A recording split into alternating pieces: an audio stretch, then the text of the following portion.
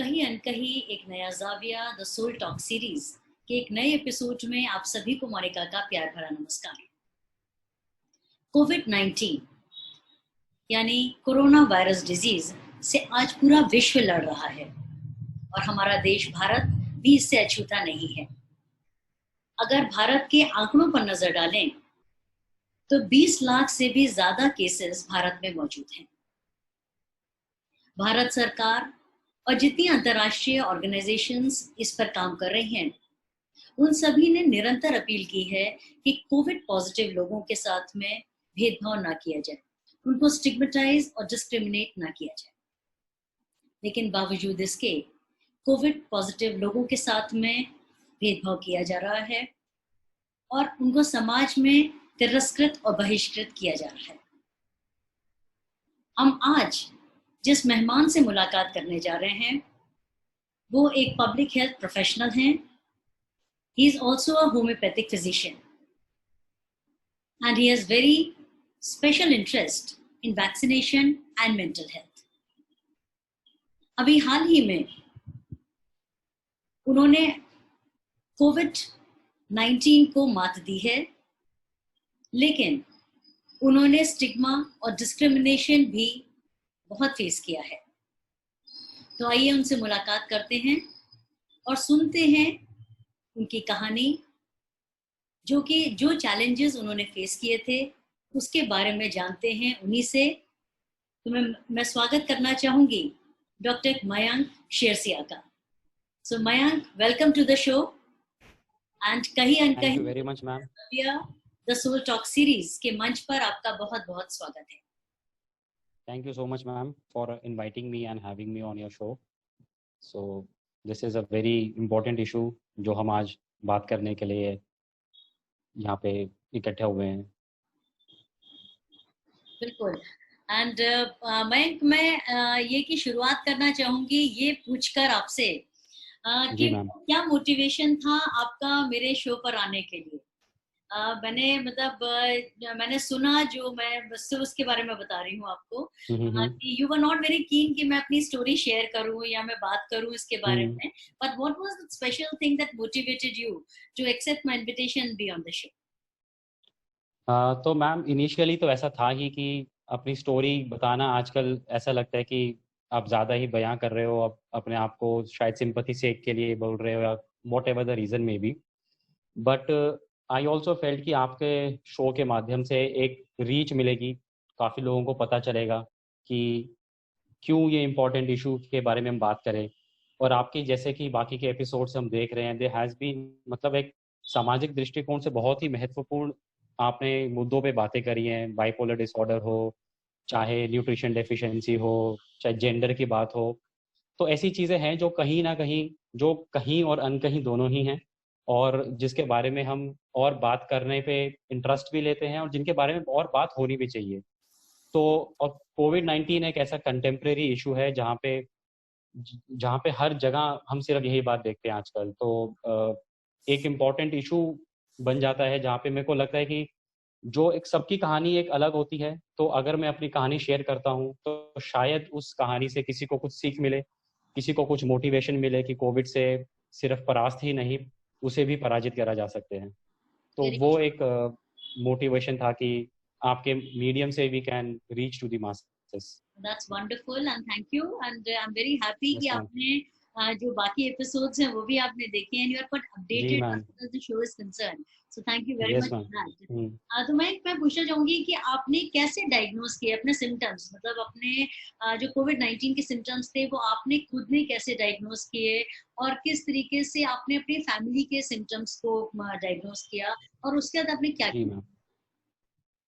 तो ma'am initially मैं आपको थोड़ा सीक्वेंस बाय सीक्वेंस ही बताता हूँ इसमें। सो जून मिड की अप्रोक्सीमेटली जून मिड की ही बात है। तो ऑफिस में ही मेरे को थोड़े सिम्टम्स आए, मेरे को कफ डेवलप हुई, थोड़ी सी स्लाइट कफ था और आई स्टार्टेड फीलिंग फीवरिश। तो जैसे बॉडी में बुखार चढ़ रहा हो, बॉडी टूट रही हो, वैसा थोड़ा लगने लगा। तो हालांकि ऐसे कॉमन सिम्टम्स हमारे कॉमन फ्लू में भी, वायरल डिजीजेस में भी रहते ही हैं। तो फिर ऐसा था कि पर ये कोविड भी हो सकता है। एंड उसी समय फिर मेरे को लगा कि मैंने अपने सुपरवाइजर से बात करी, अपने बॉस को बोला कि ऐसे ऐसे सिम्टम्स आ रहे हैं, तो उन्होंने मेरे को एडवाइस करा कि I should leave office and should take rest and go home. तो वापस में घर जाते समय ही मैंने अपना कोविड-19 का टेस्ट करवाता हुआ गया। मुझे लगा कि ढील इसमें बिल्कुल नहीं छोड़नी चाहिए, क्योंकि हर रोज़ हम न्यूज़ में देखते थे कि आज सैकड़ा नंबर, फलाना नंबर टूट के एक और रिकॉर्ड बन गया, एक और रिकॉर्ड बन गया। तो अभी तक हम वही देख रहे हैं कि every day the number of cases are rising. And उस टाइम पे भी एक माहौल ऐसा था कि जहाँ पे डर बहुत था कि कोविड हो गया तो कैसे मैनेज करेंगे। तो बेटर था कि मैं साथ-साथ ही सोचा कि इट इज़ बेटर कि टेस्ट करवाना चाहिए। तो मैं सीधा टेस्टिंग सेंटर पे चला गया टेस्ट करवाते हुए। एंड देन फिर जब शाम को टेस्ट करवा के जब घर पे आया मैं दोपहर के आसपास, पर शाम तक मेरे के सिम्टम्स और थोड़े वर्स होने लगे थे। तो कफ जो थी थोड़ी और वर्स हो गई थी, ज़्यादा गले में दर्द होने लगा, थोड़ा फ़ीवर साथ में आने लगा। जो अभी ऐसा लग रहा था कि फ़ीवरिश है, अब फ़ीवर हो ही गया था। साथ में सर में दर्द होने लगा, आँखों में दर्द होने लगा। तो लगा कि ये बिल्कुल कोविड की तरफ ही सारे सिम्टम्स जा रहे हैं। जो भी हमने चीज़ें देखी थी, लाइक मिनिस्ट्री के साइट पे हम पढ़ते हैं, डब्ल्यूएचओ के डॉक्यूमेंट्स वगैरह में हम जो देखते हैं, जो भी ऑथेंटिक क्रेडिबल सोर्सेज़ हैं, हम जो बताते हैं एज़ पर द डेफिनेशन, तो उससे हूबहू मैच करते हुए सिम्टम्स लगे। तो वो था कि एक फर्स्ट पार्ट की अर्ली टेस्टिंग हो जानी चाहिए, तो वो हो गया था। सिम्पटम्स तब तक बढ़ चुके थे उस दिन शाम तक, रात तक। नेक्स्ट डे अगले 1 और 2 दिन में मेरे घर में हम 4 लोग रहते हैं।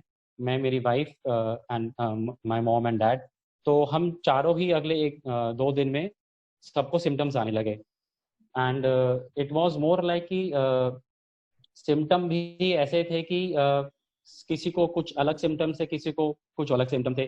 जैसे मेरी वाइफ़ को थोड़े ब्रेथलेसनेस के सिम्पटम्स ज़्यादा आए, मेरे फादर को कफ के सिम्पटम्स थे और उनको भी सर में दर्द था। मेरी मदर को जैसे डायरिया और नॉज़िया, वॉमिटिंग उससे शुरुआत हुई। और बट ये था कि फ़ीवर एक कांस्टेंट सिम्पटम था जो हम सभी में था। तो हमने फिर मैं ये आपको एक मिनट इंटरवीन करूंगी कि आपके जो पेरेंट्स हैं जी मैम। उनको कुछ मतलब एडिशनल भी कुछ हेल्थ कॉम्प्लिकेशंस हैं अदर जी देन मैम। कोविड जी मैम। तो positive? That was the major challenge जो उस समय जब मम्मी और पापा को सिम्पटम्स आने लगे, तब अब हम जब तक थे सिम्पटम्स में तब तक इतना फ़ियर डेवलप नहीं हुआ था।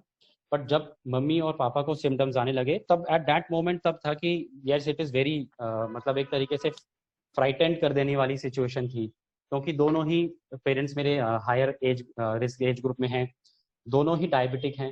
एंड मेरी mother is also a cardiac patient, उनको हार्ट की प्रॉब्लम है। तो उस समय हालातों को देखकर ऐसा लग रहा था कि बस गॉड फॉरबिड कि हॉस्पिटल जाने की ज़रूरत ना पड़े। तो दैट वाज़ अ वेरी जो मोमेंट था, क्योंकि एक भय का माहौल बना हुआ था इंडिया में, हर जगह पे कोविड के पेशेंट हैं, इतने कोमॉर्बिडिटी का डेटा देख रहे हैं हम, इतने हाई रिस्क देख रहे हैं। तो हर चीज़ में हम एक फ़ियर, ऑल्दो हम एक being to the medical field, being to a public health field, but still we can not do away कि हम में से वो फ़ियर नहीं जा पाया। तो जैसे ही मम्मी-पापा में सिम्पटम्स आए, तब हमको लगा कि नाउ दिस इज़ अब थोड़ा-सा पैनिक, तब हाँ जी, तब एक पैनिक क्रिएट हो गया था हमें।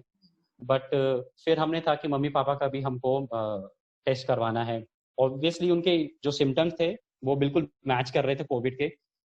बट वी थॉट कि टेस्ट करवाना is better, because if God forbids hospital में एडमिट कराना पड़े या कुछ, तो वहाँ पे they ask for the report. तो राइट। अगर रिपोर्ट नहीं होगी तो वहाँ पे ना बेड मिलेगा, ना एडमिशन होगा। तो ये था कि हम टेस्ट करवाते हैं। तो just after 2 days we got our parents also tested. And उसके बाद वो भी पॉज़िटिव थे। तो बस एक एश्योरेंस हो गई थी कि उनकी रिपोर्ट देख के कि पॉज़िटिव है। रेस्ट वी ऑलरेडी न्यू कि हाँ, ये तो सिम्पटम्स तो टुवर्ड्स कोविड-19 ही जा रहे हैं। That's right. तो ऐसा था कि हमने, बिकॉज़ वी नो कि सिम्पटम्स है, तो एक टेक अवे लेसन ये था कि बिकॉज़ हमें पता है कि डेफिनेशन क्या है, बिकॉज़ हमें पता था कि सिम्पटम्स कोविड के कैसे होते हैं, तो हमने थोड़ा-सा उसको और उस पे मतलब नज़रअंदाज नहीं करा उस चीज़ को हमने। एंड अर्ली टेस्टिंग करवा के थोड़ा फ़ायदा हमको ये रहा कि हाँ, वी आर एश्योर्ड कि हाँ, कोविड ही है, तो we will manage that accordingly now. Able to take precautionary measures well in time. Yes, Okay. Yes. Right. So इस पे ये बताइए कि आपका जैसे जिस मतलब were you hospitalized? Were you hospitalized? So thankfully we were not hospitalized. So because जो घर की सिचुएशन थी, तो हमारा घर उस समय एक नर्सिंग होम से कम नहीं रह गया था। तो इट्स वाज मोर लाइक कि बिकॉज हम और हॉस्पिटलाइज भी हम क्यों नहीं हो पाए, उसके पीछे भी हमको लगता है कि एक तो था कि हमारा माइंडसेट बन गया था कि भाई अब कोविड हो गया तो हो गया है, अब हम कंट्रोल जेड तो कर नहीं सकते, अंडू फंक्शन है नहीं लाइफ में हमारी, अब हो गया तो इससे लड़ना ही पड़ेगा। तो एक माइंडसेट बनाना था कि यस अब कोविड हो गया तो इसके आगे क्या करना है अब। एंड एक फिर हमने एक प्रॉपर डिसिप्लिन रेजीम फॉलो किया। तो because both my wife and I are homeopathic doctors, तो we were more dependent on the homeopathic medicine. तो थैंकफुली दवाइयाँ भी हमारे पास घर में थी, तो ज़्यादा कुछ खरीदने की ज़रूरत नहीं पड़ी।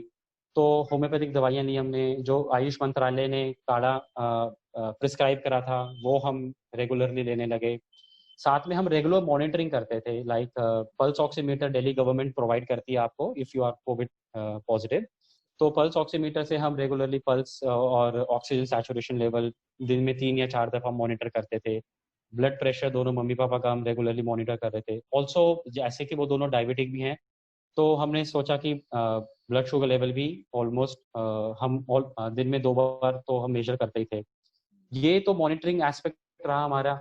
साथ में हमने एक प्रॉपर रिजीम फॉलो किया कि इस समय ये दवाई, हमने एक टाइम टेबल बना के रखा था, इस समय ये दवा लेनी है, इस समय काढ़ा पीना है, इस समय हल्दी वाला दूध पीना है।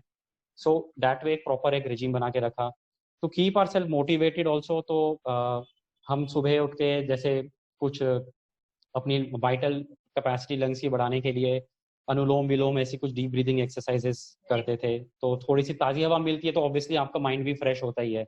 तो तो वो एक पॉजिटिविटी भी देता था और एक डिसिप्लिन लाइफ में आता था। तो एक लगता था कि हाँ हम ठीक कर रहे हैं और हाँ हम इससे लड़ सकते हैं।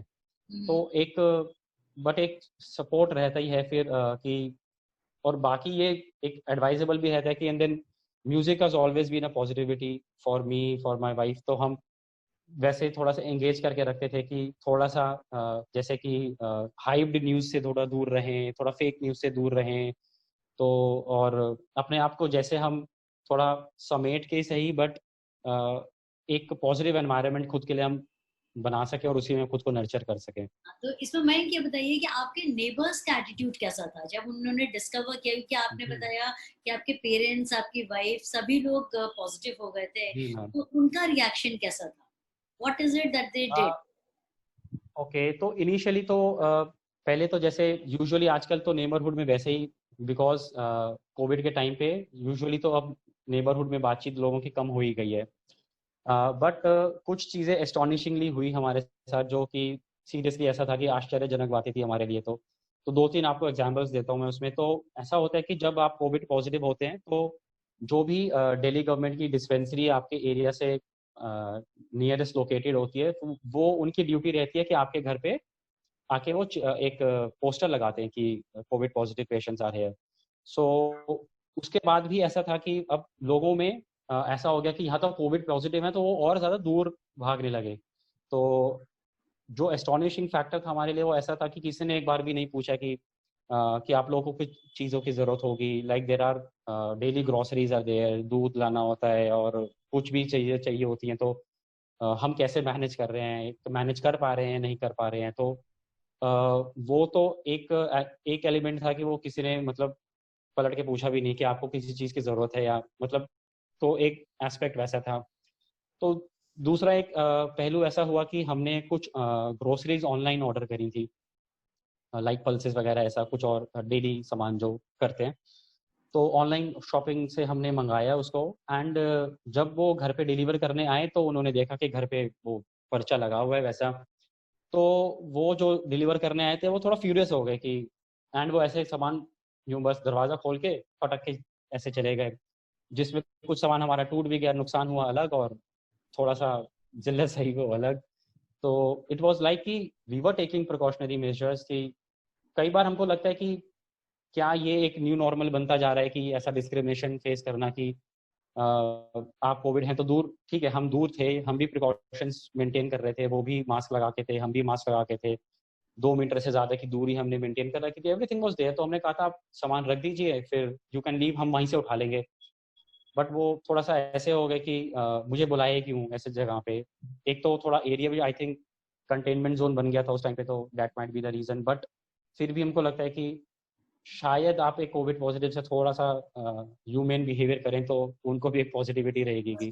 रहेगी, that's right. और एक और एग्जांपल है, वो तो आई वुड से कि मुझे पता नहीं ऐसा कैसे होता है या कैसे एक ऐसा हुआ कि जब क्वारंटाइन हमारा खत्म हुआ, सो इट वाज लाइक रफली 20 days का हमारा क्वारंटाइन था। So now I was to resume my office. तो अब यूजुअली ऐसा रहता है कि गाड़ी साफ करने के लिए कोई ना कोई किसी को हम हायर करते हैं to clean the hand. So they usually come like 6-6:30 in the morning. So and I was looking कि एक हफ्ते से कोई आ नहीं रहा था सफाई करने के लिए। तो ऑफिस का टाइम था मेरे को, फिर मैं गया फिर नीचे गाड़ी साफ करने के लिए, क्योंकि it was like been week और सो, तो गाड़ी जैसे काफ़ी गंदी थी, तो मैं काफ़ी साफ करने गया। तो एस्टोनिशिंगली जो साफ करते थे वो सामने ही दूसरे हमारे जो पड़ोसी हैं उनकी गाड़ी उस समय धो रहे थे। तो मैंने पूछा क्या हुआ भैया, आप आ नहीं रहे आजकल? तो कहते हमको हम नहीं आएंगे। हमने क्या कुछ तो रीज़न होगा, क्या हुआ एकदम से? कहते हमको मना कराए इन्होंने कि आपको कोविड है, हम तो आपके घर पे गाड़ी साफ ना करें। तो हमने बोला भाई हमें कोविड है, हमारी गाड़ी को तो नहीं है, और गाड़ी तो वहीं की वहीं खड़ी है, तो उसको क्या तकलीफ है, आप कर सकते हैं साहब। एक कहते नहीं हम तो नहीं करेंगे, तो आप किसी और को लगवा लीजिए या फिर हम अगले महीने आएंगे। तो दैट वाज समथिंग हम वी वर थिंकिंग कि एक तो पहले ही थोड़ी सी बॉडी में टायर्डनेस रहती है, वीकनेस होती है, अभी हम एक फीवर वगैरह और बाकी सिम्टम से उभरे हैं, तो और बाकी में फिर जो ऐसा थोड़ा बहुत सपोर्ट हम एक्सपेक्ट करते हैं कि और वो भी ना मिले, तो फिर इट फेल्ट मतलब बुरा तो लगता ही ऑब्वियसली की, बट ऐसा लगता है कि शायद ऐसे छोटे छोटे कुछ सपोर्ट होते हैं जो हमको कई बार काम कर देते हैं, और वो एक कुछ बीमारियों से निकलने के लिए हेल्प करते हैं। बट एटलीस्ट एक पॉजिटिविटी क्रिएट कर देते जी हैं, कम जी से कम आपको उससे रिक्यूबरेट करने में एक आपको सपोर्ट जी कर देते हैं, और कुछ नहीं करते। हाँ, और बिल्कुल। और ऐसा दिखने लगा था हमको कि नेबरहुड में जैसे जब मैंने ऑफिस रिज्यूम करा, तो जैसे जो लोग थोड़े से बाहर खड़े होते थे वो मेरे आते ही जैसे अंदर चले गए। तो जैसे कि मैं उनको मतलब 10-10 मीटर की दूरी से ही कोविड, और जबकि कोई सिम्टम नहीं कुछ नहीं, मैंने मास्क लगाया हुआ है, उन्होंने मास्क लगाया हुआ है, और I am now recovered from that. तो एक वो उनको फीलिंग है कि अभी भी उनको मुझसे खतरा है ऐसा कुछ। तो कुछ ऐसे अलग एंगल से हमको डिस्क्रिमिनेशन देखने को मिला उसमें। मिला इसमें। मैं क्या बताइए, आपको पूरा टाइम कितना लगा रिकवर करने में? ऑलमोस्ट मैम 20 days के अराउंड बोलेंगे कि यस। 20 days बाद जैसे मैंने ऑफिस रिज्यूम करा, तो 20 days तक थोड़े बहुत जैसे पहले 10 दिन तक तो सिम्टम्स रहे थे, मतलब ऑन अ होल की ढंग से फीवर आना, कफ रहना। तो पहले 10 दिन ऐसा रहा कि टेम्परेचर रहता था, कफ थी मेरे को जैसे। And for my parents it was like उनको जो सिम्टम्स आते थे मोर देन जो बाकी के टेम्परेचर रहता था, जो फीवर उनका बना रहा, वो तकरीबन 15 दिन तक रहा। और ऐसा लगता था कि बॉडी इज ओके, इंटरनली लगता था कि कुछ दिक्कत नहीं हो रही कई बार, और कई बार एकदम से वीकनेस हो जाती है।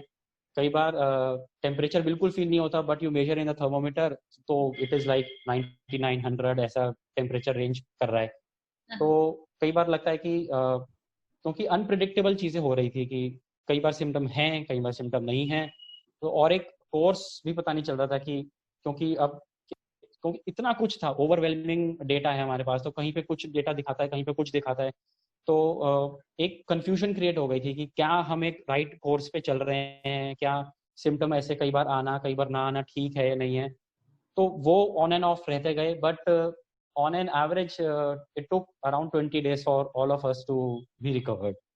अच्छा, एक मैं कि एक मतलब that's out of curiosity, I want to ask you कि जी अगर मैम। मान लीजिए कि कोई एक बार कोविड पॉजिटिव हो गया है, ठीक है, जी कोविड पॉजिटिव हो गया है, वो पर्सन डायबिटिक भी है और वो रिकवर कर जी गया उसके बाद में, जी मैम। क्या ये चांसेस हैं कि वो दोबारा से पॉजिटिव हो सकता है?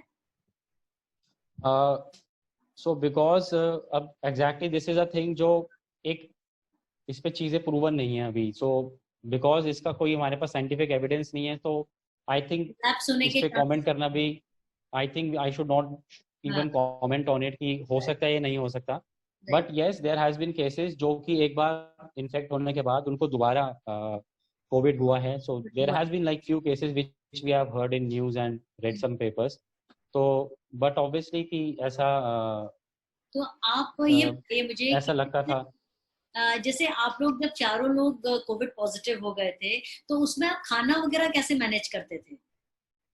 Was there anybody जिसने आपको हेल्प किया इसमें, या you were managing on your own? Because आपने जैसे बताया कि नेबरहुड में भी काफी डिस्क्रिमिनेशन हो रहा था, तो how did you manage that? तो एक वो टास्क हो गया था हमारे लिए, लाइक टू घर का डेली जो हमारा दिनचर्या रहती है उसको मैनेज कर पाना. एक yes it was a difficult task. तो थैंकफुली हमारे एक फैमिली फ्रेंड हैं जो हमको थोड़ा हेल्प कर जाते थे. तो कुछ चीज़ें ऐसी होती हैं लाइक कि जैसे किचन में काम करना एक बहुत डिफिकल्ट काम हो गया था उस टाइम पे. सो जैसे सब्जी बना पाते हैं बट रोटी बनाने से ज़्यादा जब चपाती बनाते हैं तो उसमें ज़्यादा ब्रेथलेसनेस हो रही है. सो वो ऐसा हो गया था कि हमारे एक जो फैमिली फ्रेंड हैं वो 2 वक्त की रोटी दे जाते थे. एंड सिर्फ एक छोटा सा जेस्चर लाइक दिस कि 2 वक्त की रोटी दे जाना was a big big help for अस. कि मतलब हम जैसे सब्जी बना पा रहे हैं, रोटी नहीं बना पा रहे, तो ऐसा होता है ना कि 2 वक्त की रोटी नसीब हो रही है. तो वो था कि हमको सच में 2 वक्त की रोटी नसीब हो जाती थी. तो एक हम actually you need energy that time. आप एक बीमारी में हो तो आपको एनर्जी भी चाहिए. आप खाना बनाने के पूरे काबिल नहीं हो उस समय. देन आपको ये भी देखना है कि जैसे कि हमारे पेरेंट्स डायबिटिक हैं, तो हर समय हम जैसे every time we can not have anything ना. तो एक स्ट्रिक्ट डाइट भी रखनी है, क्योंकि कोविड के दौरान शुगर स्पाइक्स भी हो रहे थे, ब्लड शुगर लेवल भी दोनों का इंक्रीज हुआ. तो उसको भी मैनेज करना पड़ रहा है, तो उसके हिसाब से डाइट भी देखनी पड़ रही है. तो ऐसा था कि जस्ट अ स्मॉल जेस्चर की थोड़ी सी ग्रोसरी डेली या 3 दिन में एक बार दूध दे जाना और 2 बार रोटी दे जाना. तो ऐसे एक छोटा सा social support was a big big help for us. Right. अच्छा, इस पे ये बताइए मैं कि जैसे जो क्योंकि कई बार मैंने जो देखा है कि लोगों में बहुत एक अर्ज है कि जैसे ही हमें कोविड से रिलेटेड कोई भी जानकारी मिली, कोई भी इंफॉर्मेशन मिली, हम उसको बिना वेरीफाई किए हुए हम उसे फॉरवर्ड कर देते हैं, और ये व्हाट्सएप पे बहुत चलता रहता है. तो इसके बारे में आप क्या कहेंगे? मतलब ये कि जो आप की जो सिचुएशन थी, तो क्या ये circulation of this fake news, did it aggravate your situation? Did it add on to your empathy? मतलब I mean the situation that you were in, not the empathy, but in fact the problem that you were facing. Ma'am yes, fake news तो हम देखते हैं कि आज के ज़माने में सबसे बड़ी यूनिवर्सिटी व्हाट्सएप यूनिवर्सिटी है. तो वहाँ पे तो कौन सा ग्रुप ऐसा नहीं है जहाँ पे कोविड पे क्या ज्ञान ना फैला गया हो. तो ऐसा था कि अब लोगों को पता है that we belong to a medical fraternity and we are working in a public health sector. तभी लोगों के मैसेज आते हैं कि जब उनको पता है कि जैसे किसी को पता चला कोविड-19 से वी आर पॉजिटिव, तो लोगों का पूरा जैसे बाकायदा कि हमने सुना है ये काम कर रहा है, हमने सुना है वो काम कर रहा है, सब कुछ भेज देंगे डिस्क्लेमर. हाँ चलो वैसे तो तुम्हें पता ही होगा बट फिर भी ये लो मेरी तरफ से ज्ञान.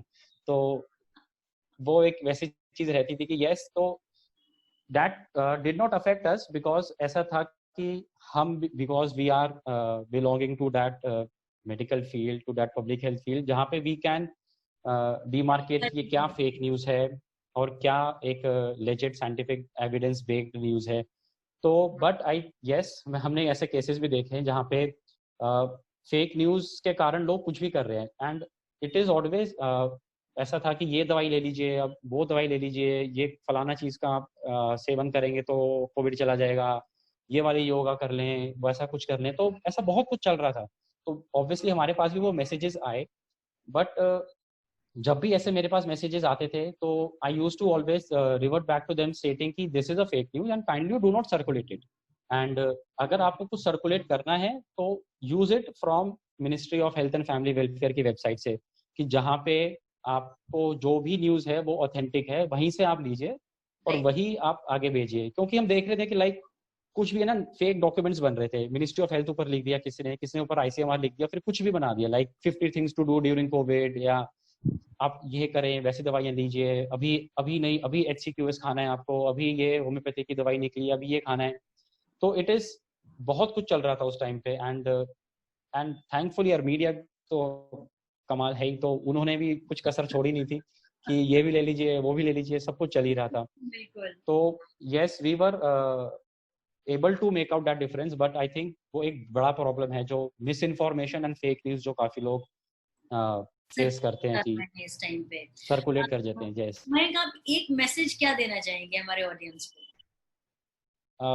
मैम, बिगेस्ट थिंग कि जो हमको लगा कि जब भी ऐसी परिस्थिति प्रतिकूल हो तो आपको अपना मस्तिष्क तो अनुकूल रखना पड़ेगा ही। बिल्कुल। तो और ऐसी बात थी कि पॉजिटिविटी तो रखनी ही पड़ेगी कम्वॉट में। तो मतलब कहने की बात, मतलब it is always easier said that done, but yes, हम ये कहते हैं कि जब हम कर सकते हैं तो आप भी कर सकते हैं। कोविड-19 हो तो सबसे पहले डरिएगा मत। तो क्योंकि हम देख रहे हैं आफ्टर, जब कोविड-19 होने के बाद भी कुछ लोग अब ऐसा है कि इसको कोविड हुआ है, चलिए इससे पूछते हैं तो इसका क्या एक्सपीरियंस था, इसने क्या दवाई ली, इसने कैसे करा। तो उनको एक फेथ भी आया लोगों में कि when we recovered from Covid कि यस, कि it is defeatable, it is something कि नहीं है कि आपको हॉस्पिटल में ही लैंड करेगा। तो जो भी, जिससे भी मैं बात करता हूँ तो सबसे पहले मैं ये कहता हूँ कि सबसे पहले आप अपना माइंड पॉजिटिव रखिएगा कि yes, you will face discrimination, कुछ होगा कुछ नहीं होगा, बट एक सब भी आपको ना कहीं सोशल सपोर्ट मिल जाता है। लाइक अगर हमने नेबरहुड में फेस किया तो my office staff has been so supportive and वहाँ कोई डिस्क्रिमिनेशन फेस करने को नहीं मिला।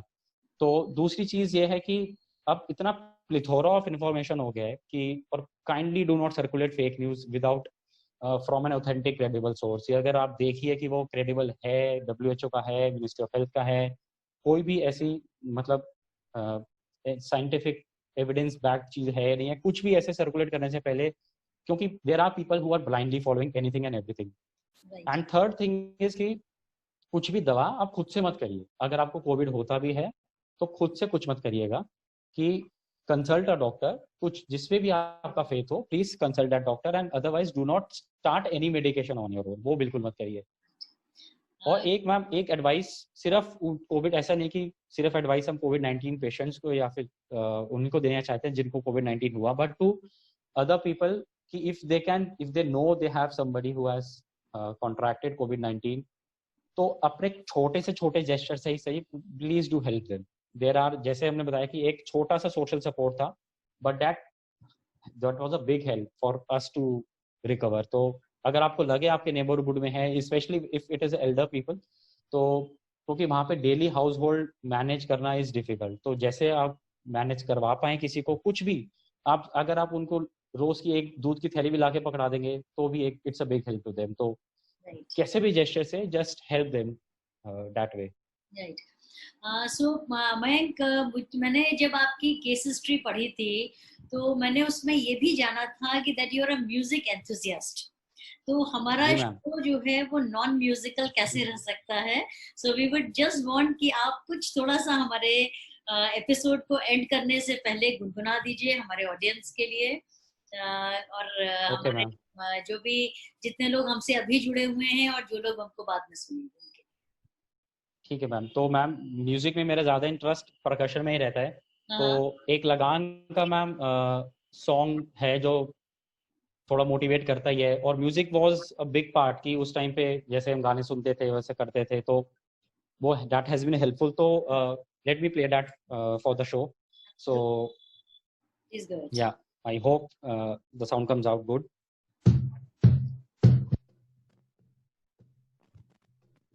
बार बार हाँ बोलो यार, हाँ अपनी जीत हो उनकी हार, हाँ बार बार हाँ बोलो यार, हाँ अपनी जीत हो उनकी हार, हाँ कोई हमसे जीत न पावे, चले चलो चले चलो, मिट जावे जो टकरावे, चले चलो घोर अंधेरा छावे, चले चलो चले चलो, कोई राह में ना थम जावे, चले चलो टूट गई जो उठी, पांचों मिली तो बन गई मुट्ठी, का बढ़ता ही जावे, चले चलो चले चलो, कोई हमसे जीत न पावे, चले चलो कोई हमसे जीत न पावे, चले चलो चले चलो, एक राह में ना टकरावे, चले चलो। excellent. Very musical, very nice, and very apt for the situation, I can say. Thank you so much, ma'am. So, Yeah. Mayank, it was nice talking to you. It was a pleasure having you on the show.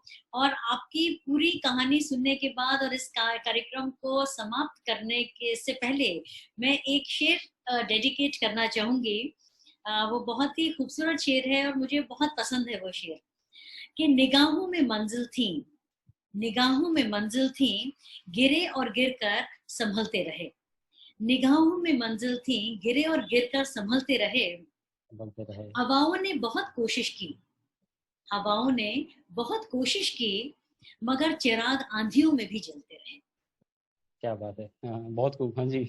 So thank you very much once again। और हमारी कहीं अनकहीं एक नया जाविया the soul talk series की पूरी team की ओर से आपका बहुत बहुत धन्यवाद, और उन सभी दर्शकों का जो हमारे साथ में लाइव जुड़े हैं, आप सभी का बहुत बहुत धन्यवाद हमसे जुड़ने के लिए। अगले हफ्ते इसी समय आपसे फिर मुलाकात होगी एक नए मुद्दे के साथ में, एक नए मेहमान के साथ में। तब तक हमारी पूरी टीम की ओर से नमस्कार।